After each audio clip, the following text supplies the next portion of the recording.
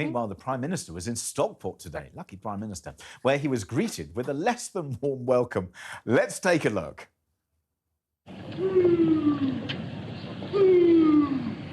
Resign! Resign! Leave now! Resign! Resign! Resign!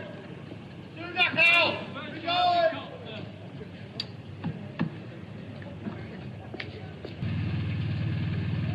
Get out! Sunak! Get out!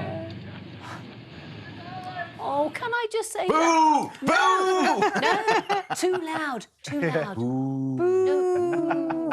Boo. Can you imagine going to a panto? The pantomime dame would be going, that's not good enough. I need a bit more warmth there. I mean, it really was a very, very British sort of a boo, wasn't it? Really? Yeah. Resign! Boo. It got a bit more vocal when he was, get out! Yeah. Get out. Yeah. But I'm happier that we're seeing this kind of protest against people. You remember the days of Nigel Farage getting milkshakes thrown Yeah, at that him? was bad. Yeah, I that's didn't bad. like that. I This think kind a of bit of protesting booing's fine. Absolutely, It's yeah. not, Nice and nearly polite. because if you remember back in the 80s, I mean, throughout the whole of the 80s, all I can remember as a youth growing up and watching the TV news, Maggie, Maggie, Maggie, out, out, out. Yeah. You know, up and down the country, you know, Yeah. it's there. And here he gets one person, boo, boo. Well, we have more bad news for Sunak, I'm afraid. Oh, dear. Former Minister Chris Skidmore has said he will resign the Conservative whip and stand down as an MP as soon as possible over new legislation he argues clearly promotes the production of new oil and gas. Isabel, Skidmore's not exactly a major player in the Hang on, there Tories. was something I hadn't picked up there. Did you say he's resigning the Conservative whip?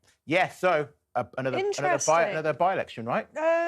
No, he'll just sit there as an independent. He's going to go as soon as possible. It says he's resigning Really? for everything. Yeah. Okay. Yeah, that is interesting. He's not a big figure. Look, households up and down the country aren't going to be mourning the departure of Chris Skidmore.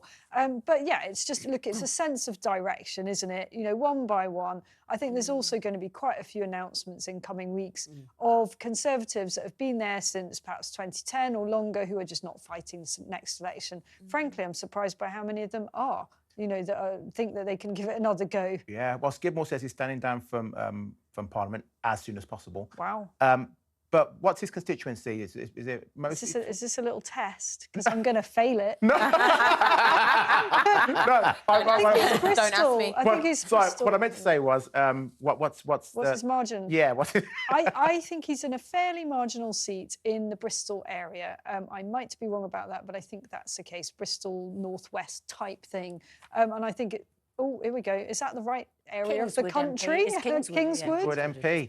Yeah. But this Near could be- Bristol, yeah. Well done. Yeah, look there near we go. Bristol, yeah. So Very yeah, good. I think it's a threat from the Lib Dems. I think there's barely any majority now that's safe. You know. But then, if he leaves, could Reform put themselves forward here and try and sneak a seat? So Reform obviously sort of feels it has to fight by-elections now. You know, it's a point of principle. You've got to be on the ballot paper. But the thing to be very aware of for all parties is how expensive by-elections are. They take huge resources.